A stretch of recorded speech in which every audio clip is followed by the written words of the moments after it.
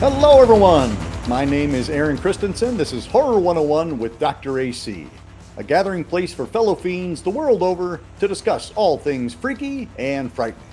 If you want to be part of the conversation, and I hope you do, I invite you to like this video, subscribe to the channel, maybe go back and check out some of our previous episodes, leave a comment, and most importantly, let us know the fright flicks you'd like to discuss in the future. That kind of connection is exactly what we're looking for, and it really does make a difference. We're all about sharing the scare, and we want to hear from you.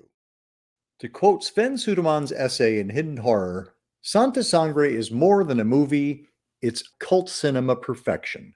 Visionary filmmaker Alejandro Jodorowsky cultivates one brilliant sequence after another, employing a staggering use of color shades, sensational aural cues, disturbing themes, and some of the most original on-screen imagery ever laid to celluloid. Hypnotizing and enticing, repugnant and crude, Santa Sangre is a thoroughly absorbing and unforgettable experience. It is at once a character-based drama, a psychological thriller, a social commentary tract rife with daring symbolism, and a bona-fide musical featuring trance-inducing tunes and haunting ballads. It's also Jodorowsky's greatest and most accessible masterwork. The Chilean-born actor, writer, director, composer, producer already had two legendary 1970s midnight movie achievements to his name, with El Topo from 1970 and The Holy Mountain from 1973. But he'd been absent from the director's chair for nearly a decade, following his rarely seen 1980 elephant drama, Tusk. Claudio Argento, the younger brother of and frequent producer for director Dario Argento, made a side trip to Mexico in the late 1980s. Eventually co-writing the Santa Sangre screenplay with Jodorowsky and Roberto Leone, as well as producing. Santa Sangre's promotional tagline states, "Forget everything you have ever seen." While admittedly a tall order, it's unlikely you have ever witnessed anything like it before, with brilliantly choreographed sequences, fascinating camera angles, vibrant colors, extraordinary characters, and spellbinding on-screen action. It is at once grotesque and gorgeous, unsettling and nightmarish, touching and achingly human. Tonight, we celebrate the 35th anniversary of Jodorowsky's crowning cinematic achievement, ever thankful for his unique vision and unquenchable passion.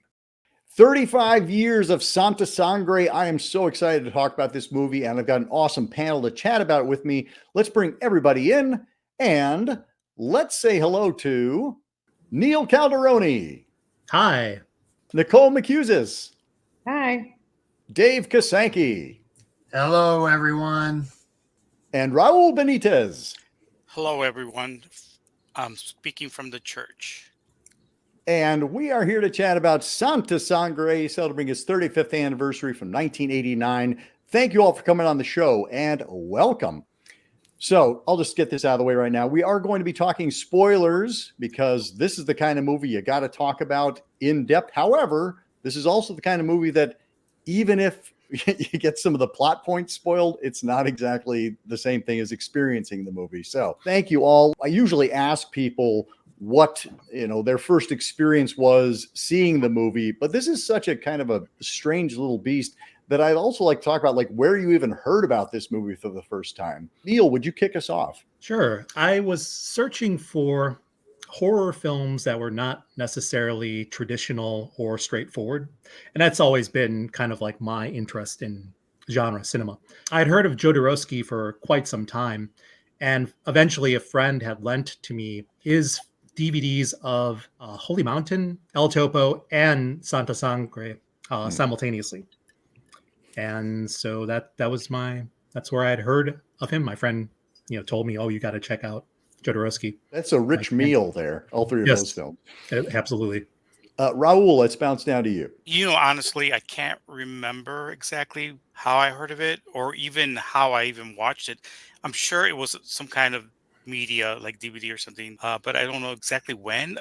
It had to have been at least 20 years ago that I first saw it. And then after that, it just kind of pops up here or there once in a while.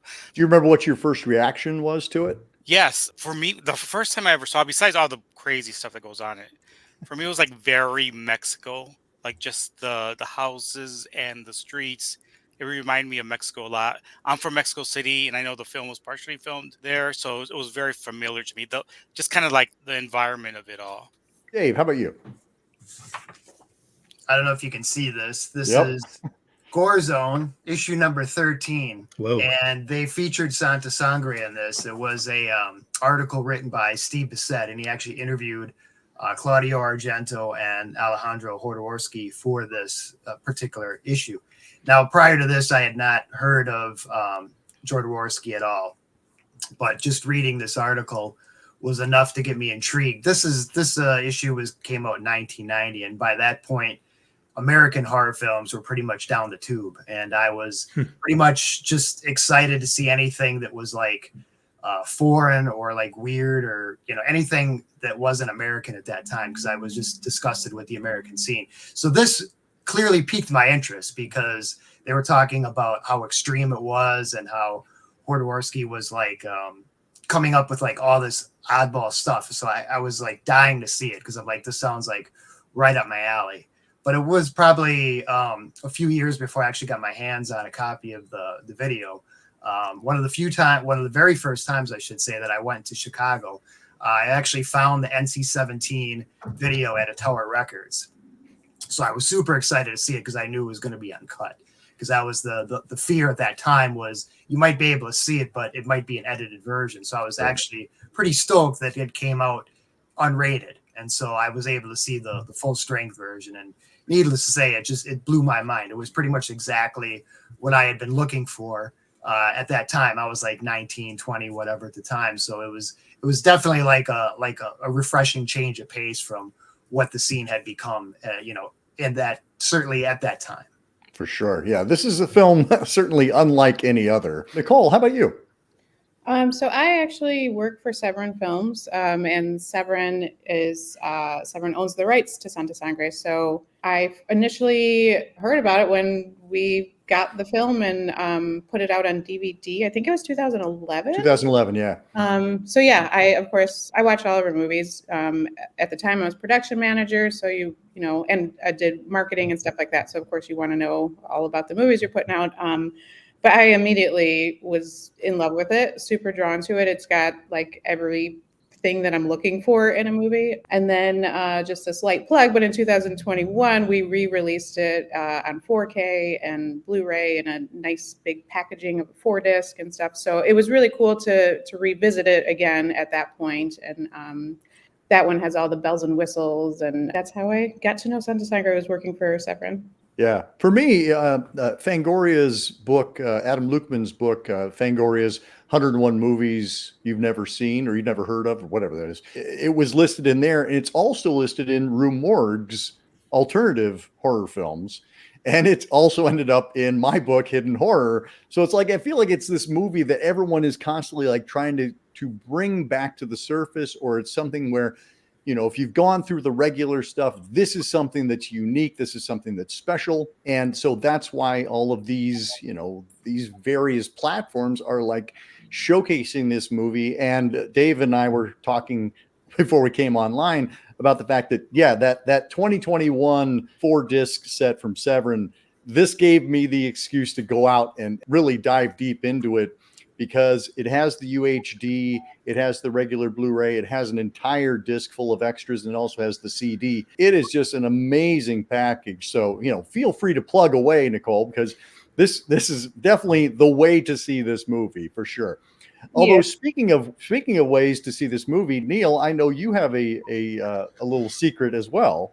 Yeah, I have the other best way to see it, where I have one of the only known 35 millimeter prints of Santa Sangre. So I'm a 35 millimeter print collector. If you ever see in North America Santa Sangre screening on 35 millimeter, it's probably my print.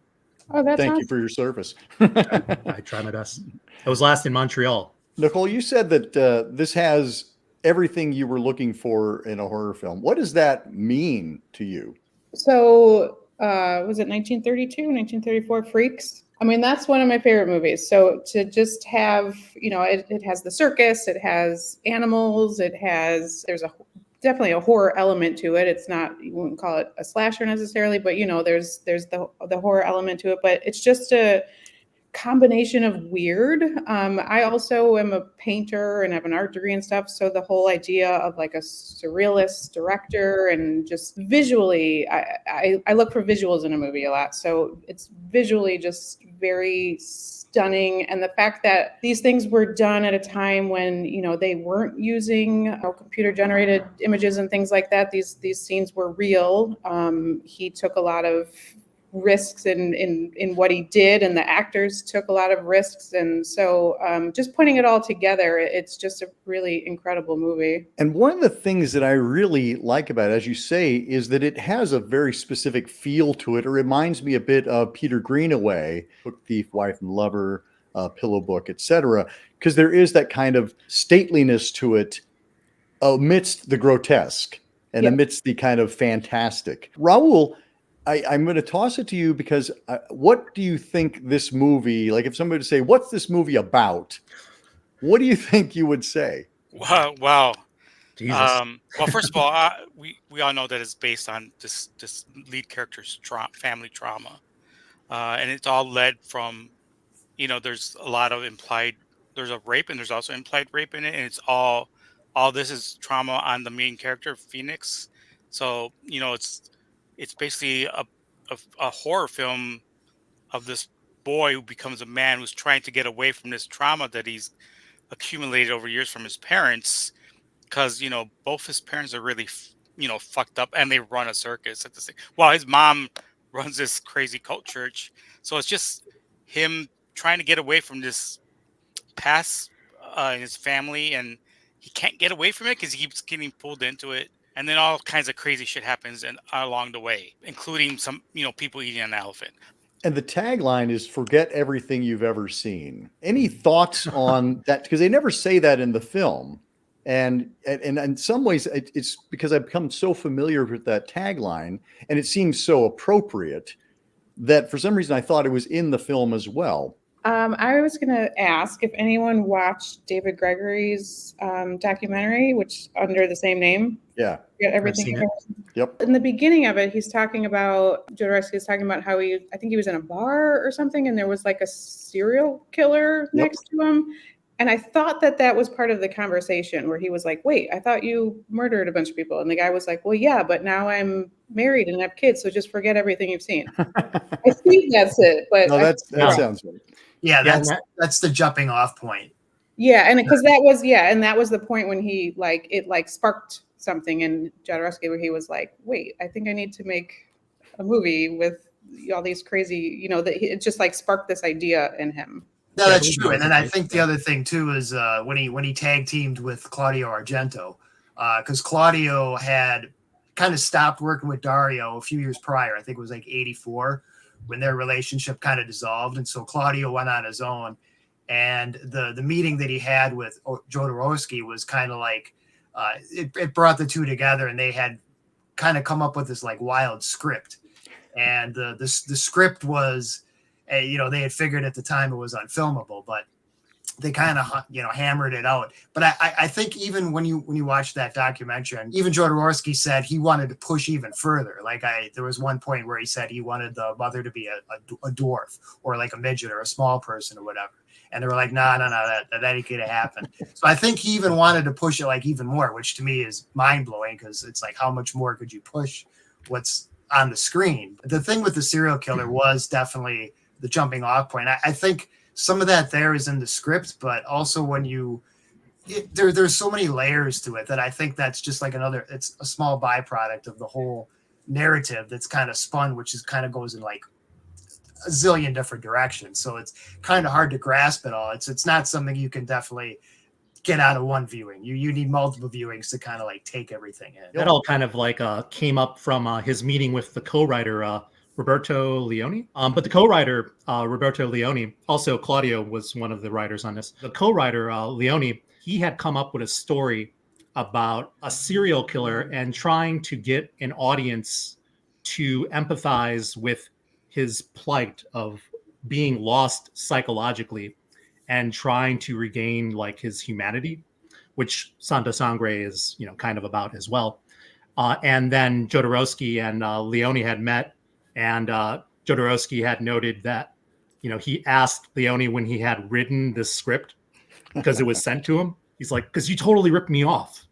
And they came together and they kind of like hybridized that story of the one where Jodorowsky, he used to work for a right-wing newspaper. He was a comic artist. Yeah. He did the cartoons.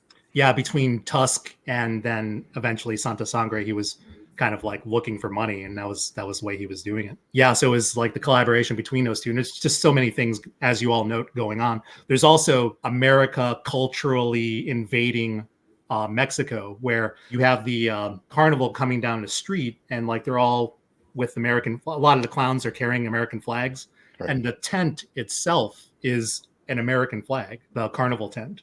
Yeah, and so the leader of the circus is Orgo, who is the American in the group. Yeah, and he has married Concha, and so in that way, he's also kind of dominating her as well. Like there's a whole lot of kind of American imperialism going on. A lot of social commentary, and that's kind of one of the things I love about this film is that it does cover so much ground, and there's layer upon layer upon layer. The other thing is it has incredibly distinctive characters.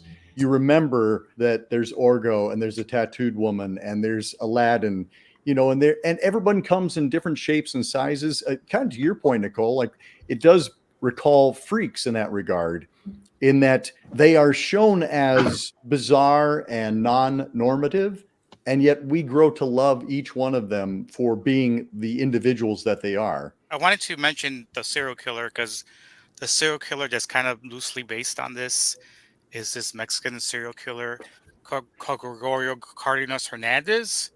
He was a guy that like killed some women and buried them in his yard. And then later on, the Mexican president pardoned him.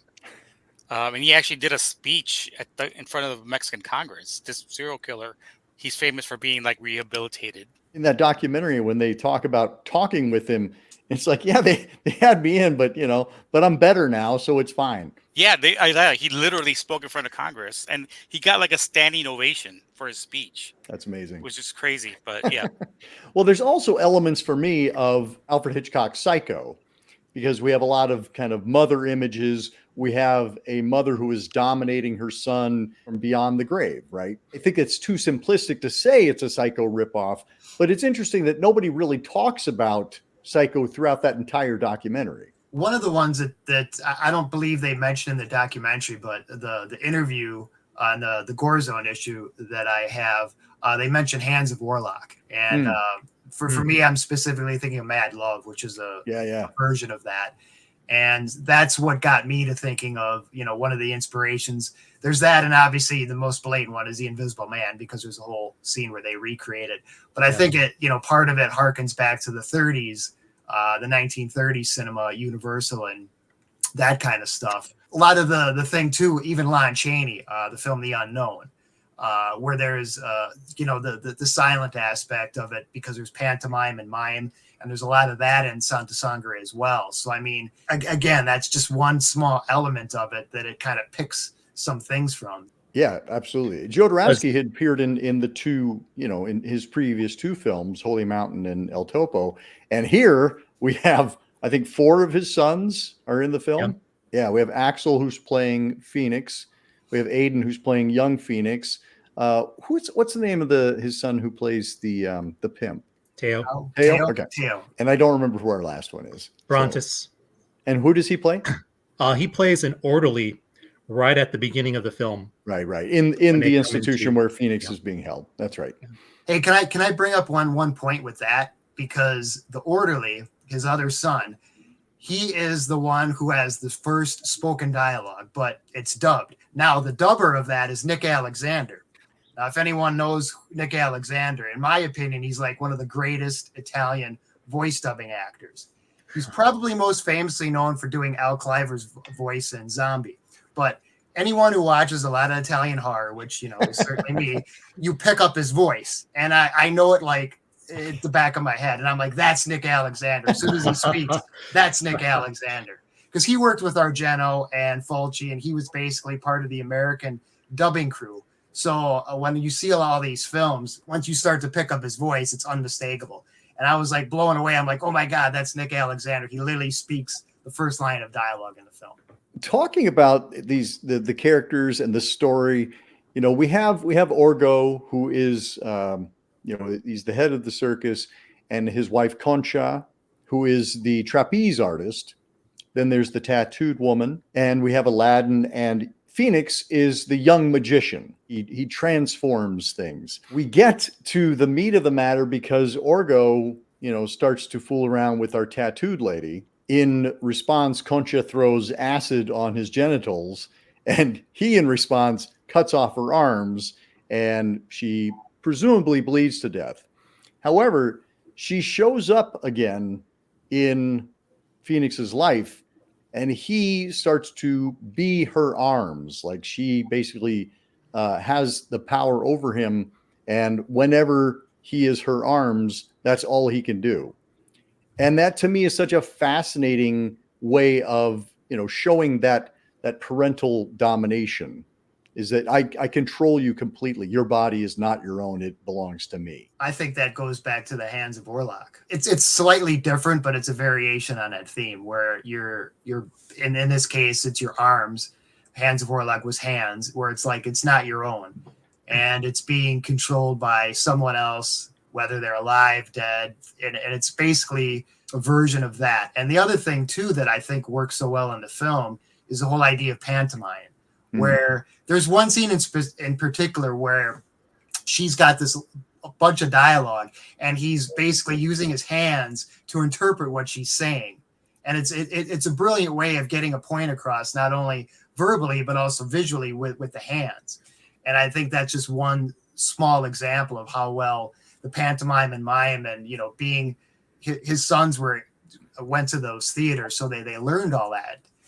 And so it works extremely well narratively in that particular situation, as well as other ones where you're controlling it, but it's not you, it's some other one. But I think it comes across very well. Another thing too is they studied under Marcel Marceau, the famous mime from France. So Cristobal Jodorowsky went to his school, and not only that, but Jodorowsky himself wrote pantomimes for him that he performed.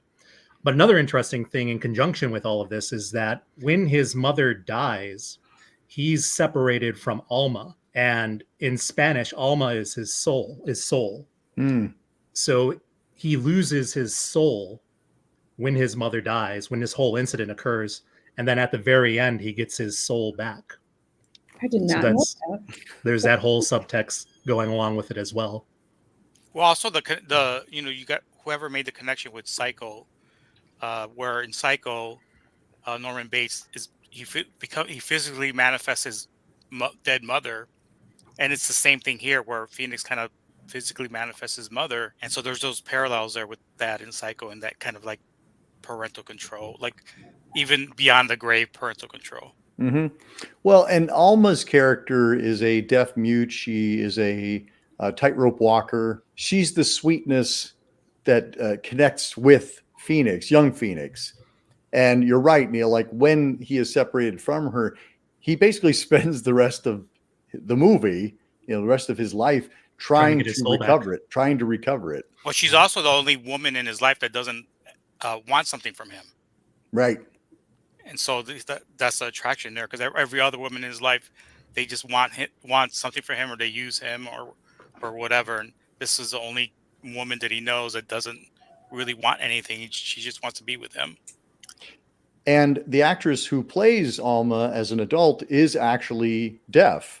Yeah. And and that's the thing. That's the thing with Jodorowsky. Like apparently, like he would just be walking down the street and he would see someone interesting and say, "Okay, I'm bringing you into the movie." Such as the guy without an ear. Yeah, the guy who just slowly pulls off his ear for no real reason at all. Yeah. But it's a pretty extraordinary sight. I get it. I do the same thing. And then there's like the group of musicians that are performing at Concha's church, which is called, they worship Santa Sangre, the saint of blood. And it is the same, it kind of mirrors her story in that the woman has her arms cut off and dies and becomes a saint. in that regard. But there are all of these wonderful. Oh, I was going to say that the musicians who are gathered outside of Concha's church, they are all blind musicians that Jodorowsky found in his travels. And he's like, well, I will bring you in and you can sing about the end of the world right here in front of my church. And the bringing in of the Down syndrome children, there's just so many wonderful moments that give it that sense of verisimilitude, but also a sense of otherness, and the otherness that is accepted, that we bring those people into our family. And I think, like, I encourage everyone to watch the movie, obviously, but I also encourage everyone to watch that documentary afterwards, because it does put a whole another layer to it, of like a more personal kind of layer, where, all the things you're talking about now, where he just brought these people in who were otherwise kind of considered weird or different, or not having a real place of belonging. And all the people that were interviewed in the documentary were all like, it was like home. And everybody, like with the Down syndrome kids, they talked about how everyone was so gentle with them, and they loved feeding, eating with them. And it just felt like he took people in and made them a family during the filming of this. And and it wasn't like, there was another part in the movie where one of the women is talking about how he wanted everything to be real. Or in the documentary, I should say, how he wanted everything to be real. So they got a call at like 3 a.m. and they're like, it's raining. The scene calls for rain, so we gotta go. But like, no one complained. They were like, yeah, okay, great. Well, yeah, clearly, if we want to get the shot in the rain. Yeah. So it just felt like, after watching such a bizarre, great movie, but then hearing afterwards that, it was made with lots of love is really cool. Well, and I think one of the things I love about Jodorowsky is that he seems like such a madman when you're talking, when they're interviewing him, he's talking about how this came to be and his creative process. You're just like, I don't know, like who in Hollywood could handle that, and the fact that there's also a great documentary called Jodorowsky's Dune, where he was going to try to adapt Frank Herbert's novel that later went to David Lynch. But, the notion of Jodorowsky in Hollywood, it tickles me so much. You just be like, yeah, and we're going to actually get some giant worms. I'm not going to make them special effects. We're going to grow them. It may take like 50 years, but we will grow these giant worms. And that's how we'll do it, because he's such a true visionary and he's so collaborative, but he also has a very specific vision of what he's looking for. Neil, you talked about his first films, El Topo and Holy Mountain. It's interesting because they are nothing like this movie, and yet they feel like they came from the same brain. Yeah, Santa Sangre is so different from those films. And Holy Mountain and El Topo are just so, I wouldn't say difficult to assess, but like there's so much spiritual depth to them that Jodorowsky is trying to pass on to the viewer. Where with El Topo, you have the growth and the character grows and becomes wise or magical. And Holy Mountain is almost like, scripture. It's almost like just a religious film. Yeah. So difficult to assess. And then Santa Sangre is probably his most accessible. Yes, I would agree. And he also notes that he feels that it's his most accomplished film and the film that he loves most, particularly in that all of his sons are in it. Mm-hmm. And Teo died shortly after the film was released. I'm not sure how, but he was kind of a street thug, so he kind of played that role pretty well. And Jodorowsky noted that it was a hard film for him to watch for quite some time because Teo had passed away not too long after the release of the film. It's difficult to compare the three films. They're so different from one another. Maybe El Topo and Holy Mountain, a lot of parallels can perhaps be drawn between those two. But Santa Sangre is just different. Well, then actually in between those, there's the film, the 1980 film Tusk. I've never seen it. I've only seen the trailer for it. I know that one of the things that why Jodorowsky had signed on to it is that he wanted a chance to ride an elephant. Like literally, that's one of the things he said, kind of in seriousness. No, I believe it. I mean, Yeah. why not make a movie so you can ride an elephant? Yeah, because he feels that they're magical creatures, and hence one of the reasons why it's showcased in Santa Sangre. Well, it's yeah. You talked about the kind of spirituality of Holy Mountain and El Topo. Like there is a very deep spirituality that runs through Santa Sangre as well. I mean, from religion to spirituality, like there's a lot of different layers of the ether that we're sifting through. One of the questions I also wanted to ask is, three of you at least gravitated toward this, and Nicole, I knew that you would be down for it as well. What was it about this film that made you want to come and talk about it? There's nothing else like it. I mean, there's certainly that aspect. It's a film that is unique unto itself. I can't really pick up anything else that even comes close to it. I think there's a lot of elements there that are very familiar to other things. Basically, the show-stopping scene, if you're a horror fan, is when the tattooed lady gets murdered, and I would call that the greatest murder scene that Dario Argento never filmed. It's definitely, it's got his imprint all over it, even though he had nothing to do with it. But nonetheless, if you were a fan familiar with his work and you see that, you'll be like, that's an Argento moment right there.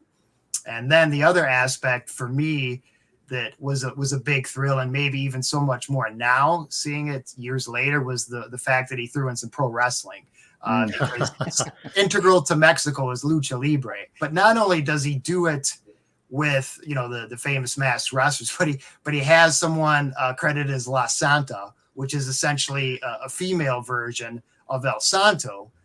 But watching the film, I don't know too much the backstory if that's an actual wrestler or not, but it's clearly a trans person, which in 1989 was pretty much almost non-existent. But then not only that, but then he takes it a little bit further. And then you have what I consider like the locker room scene when they go in and you see the wrestlers there. But he makes a critical error because they're without their masks. Anyone familiar with Mexican wrestling knows to be caught without your mask is like blasphemy. It's like you're done. So we cannot show you without your mask. But nonetheless, here they all are and they're unmasked. And I'm like, oh, that's just unacceptable. It would never fly in Mexico. But nonetheless, it's there. So that aspect for me has always been a very powerful moment. Because again, in cinema, and aside from the Santos stuff, you didn't see that type of wrestling in anything. It was only exclusive to Mexico, which again, I realized Santa Sangre was filmed in Mexico, but nonetheless, it was on a wider scale. And I was just like thrilled to death to even see that. And the fact that we do have a trans person and they are treated with respect and we have great empathy for them. We feel genuinely sad when Phoenix can't control himself. It's one of those things where it's like it could have just been played off, as has been the case in other movies, where it's just a joke or it's a freak show.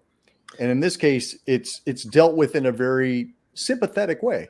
That would be interesting too to explore, where in Pedro Almodovar's films, trans characters are very prominent throughout. So that would be interesting to see in terms of like Spanish, Mexican cinema, the role of transgenders in those types of films. It's perhaps not so anomalous, right? Because exploring Pedro Almodovar's films, it's like every single film, and the same as you're noting, where they're just people. They're treated as people with real emotions and experience. And it's never their gender or anything else is never brought into the discussion, really. It's just they're just human.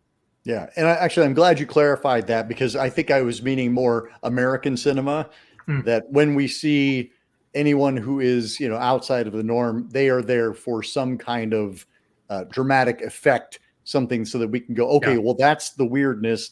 This is the norm. And that's what we should be, right, everybody? And Jodorowsky, Almodovar, they are looking at it as, no, we are living on a spectrum, humans, and there's something for everybody here. Raul, what brought you to this movie as well? I see you have the shirt for one thing, so clearly. Yeah, the shirt, me and my partner, we went to a Halloween party one year that was cult themed. So she has one, I had one, and nobody got it at the party. Like, I actually had to like show a picture from my phone to everybody to explain what we were wearing because nobody was clued in on what it was. But I don't know. There's just a lot of little tidbits that like brought me to this film and like wanted to talk about. Like there's the opening song is called Caballo Negro by this very famous Cuban musician called Perez Pardo, who went from Cuba to Mexico. um, he is a person that is mostly attached to mambo and popularized that mambo genre music style. So I thought that was interesting that he put that in there as the opening song. And there's actually a lot of traditional Mexican music uh, throughout the movie as well. And that's kind of stuff that's kind of stuck out for me. Also, Thelma Tuax, the tattooed woman, Yes. also very famous burlesque dancer who's from Argentina and moved to Mexico and was part of that famous burlesque scene in Mexico City. Out of that, came this genre of film called rumberas, which were featuring burlesque dancers. Thelma Louise is kind of part of that whole industry of burlesque, and she plays a tattooed woman here. I thought that was interesting. So like little tidbits like that, I thought uh, like really stood out for me as I was watching this again. Also, the film was partially filmed at and edited at Studios Charabusco in Mexico City, famous film studio in Mexico City, which is still there. I actually was able to visit it a couple years ago. They still do film restorations as well there, as well as they're still filming movies there and TV shows and stuff. That's a very that's a long-standing studio and very famous. The elephant at the end where he's like bleeding, it looks like blood. I was reading that they made him drink some kind of concoction that was very sweet, so it didn't hurt the elephant because it looks so real and so visceral when you see the elephant Yeah. bleeding from its trunk, and then also it gets recreated when Phoenix kind of recreates that scene himself where he's like bleeding from his nose. You guys were referencing Freaks. I think in a way Freaks kind of humanizes the freaks, and I think Yeah. this movie does as well. Jodorowsky is very attached to a circus. There's a lot of circus acts, and and I think he kind of like wants to humanize these characters that are like outside of society and tries to show them they also have like regular human emotions, etc. Our tattooed lady has so much presence. Like she lights up the screen every time she's on, and it's not just because she's tattooed and that she's revealing a lot of flesh. Like she just has energy around her, and I'm glad you mentioned her, Raul, because she definitely is a main attraction. You see her in a lot of these stills and artwork. She just has her head thrown back in that kind of laughter. But she is the one who also like takes Alma away and turns her into a prostitute. There's a real darkness to that as well. Like we see what humans are capable of, what normal humans are capable of. When Alma escapes, I don't know where she goes. And I think it's also interesting, like so much of this film is probably not to be taken literally. So much of it is kind of like, what is a dream? What is reality? What is the fantasy? Because we start off the film in a mental asylum. Phoenix is naked and thinks he's an eagle. And then the film just kind of like goes from there. I love that element of it where we don't know what's real. We don't know what our eyes should be believing, but also it doesn't matter. And I think that's also kind of the magic as well, that you could just go for the ride and you can think all this fantastic stuff is actually happening, or you could be like, nope, this is all just the fantasy of a deranged mind and he's still in the mental institution. And Jodorowsky doesn't give us a nice, neat bow like so many other filmmakers would and be like, well, here's what actually happened. Yeah, that's one of my favorite things about it too. I like a movie that leaves you with questions that you won't have an answer for. And again, going back to the documentary, but even the part with the guy with the ear, he's like, I don't know what that scene means. He was like, like he didn't even, Jodorowsky didn't even know. So it's, I like where there's things that are open to interpretation and they cause conversation and stuff. So that's one of my favorite things about it as well. I do want to, Nicole, since you were the production manager on this, like what was that process like? I'm more of a production manager of like getting all the assets and putting it all together. Yeah. But what I can tell you from my standpoint was that we didn't have any real problems. He was great to work with because he oversaw everything on this, on the 4K, on the whole scan and everything, and approved it and whatnot, which is also cool. At some point, I think Neil may have mentioned it, where he had a hard time rewatching the movie because his son passed away and that was the last movie he was in. So for him to go back and watch it scene by scene and critique it all and, make sure that it was perfect this time around is pretty cool too, and that we did it right. He's happy with it, and it's still doing screenings. He's still attending screenings for it too. He's still a big fan of it. So yeah. And Neil, what's special about seeing this film on 35 millimeters opposed to something like a DVD, Blu-ray, etc.? That's a challenging discussion, and I don't want to go into too much as a collector and what is better, digital or 35 millimeter projection. The Severin 4K is great. I've seen that DCP sometimes, and I'm not saying this is the case with this 4K. Sometimes just the digital transfer, it just feels, I don't know, it's just detached for me from the process. Just the celluloid to celluloid transfer to old prints captures as much as the director intended to capture, when it goes through processing, restorations sometimes. And, a lot of great distribution houses do take a lot of time trying to talk to the director, get them to see, well, is this how you envisioned your film to look? And is there anything we should correct? This is what we have so far. I just prefer 35. And it's something where this is a film that, should it be playing near you on 35, your print rolling around, you would recommend people to go and see it. Yeah. Oh yeah, sure. Of course. Any final thoughts on Santa Sangre? I know, this is one of these movies that I feel like it is something to be experienced. And it's just nice to be in community with you all, having walked down the road and being fans of the film. One of the aspects that it really came to the forefront from watching the Severin 4K, tying into some of the things that we had discussed previously, but watching this film on the 4K, it wasn't so much visually, but it was the audio, where I really paid close attention to the music.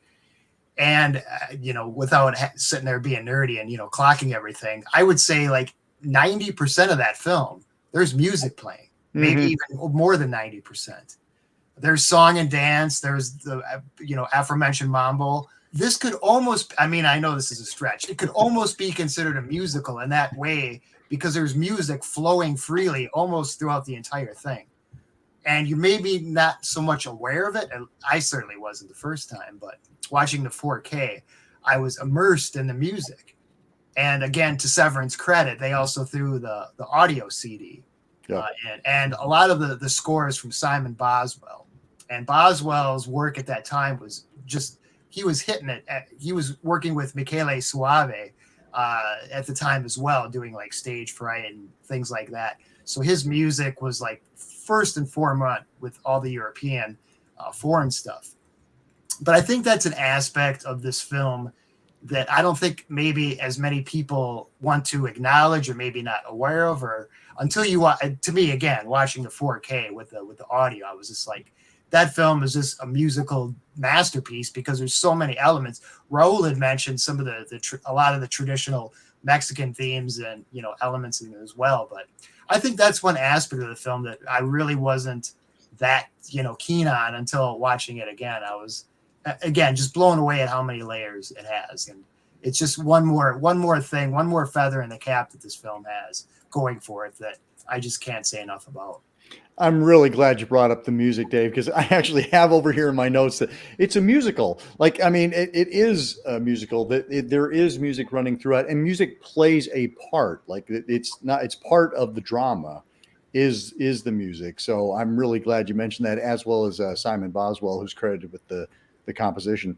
Raul, how about you? This is a film, like a horror film, unlike any other, in that the complexity of it all, and kind of like the sub layers of it. There's like layers, and there's more layers underneath, and a lot of horror films are kind of based on trauma of those characters, but I think this one stands above all of them because of just the way the trauma is kind of visualized by Alejandro, and and there's a lot of parallels with the pain of this character and others in the film. Phoenix is the main character, and others in the film, and I think those you can still kind of just keep peeling layers and find more stuff every time you watch it. Well, I'm glad you mentioned that as well, Raul, because I think this is the kind of film that you have to be looking for something different. Like this, there's so much complexity to it that if you're looking for, your quick fast food burger horror film, this is not that. And I think a lot of horror fans, that is what they're in the mood for. They're like, give me my Freddy, give me my Jason.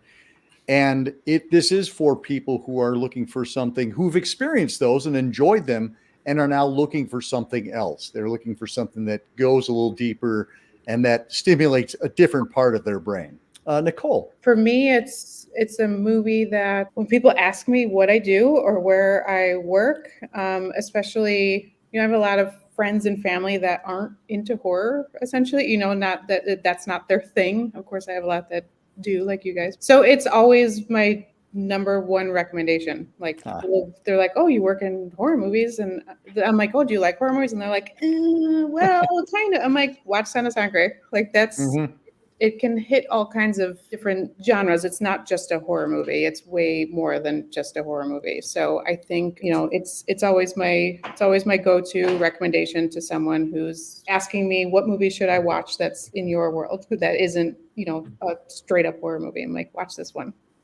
Well, thank you for your service. And thanks to you and Severin for putting this out. Again, I feel like this is one of these films that people continue to wave the flag for.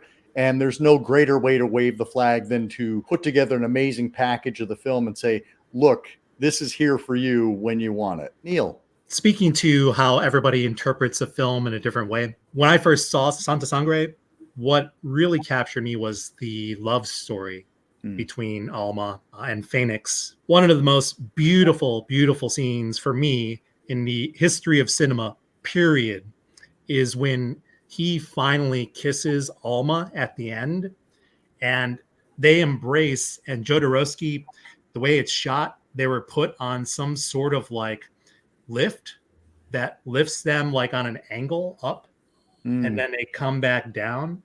And I don't know why people don't mention that all that much, because that is just such a beautiful scene, and that subtlety of that, like that elevation, like I don't know how that was done, but it's so beautiful. And it's the film, why I wanted to come on and talk about it, it's so integral to my film industry life, where the very first thing that I had done when I became a film programmer was I tracked down a 35 millimeter print of Sangre, and I eventually wrenched it away from this collector after negotiation after negotiation after negotiation for years.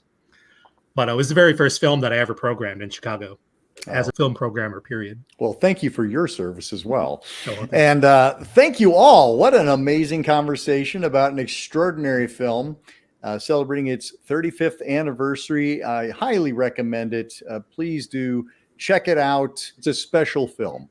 It's a film that doesn't do anything that you expect it's going to do, and yet manages to satisfy on levels I don't think we even thought it would. Thank you all for coming on. It was great chatting with you all. Thank you for having us. Yeah. Until next time, keep searching, keep exploring, and keep sharing the scare.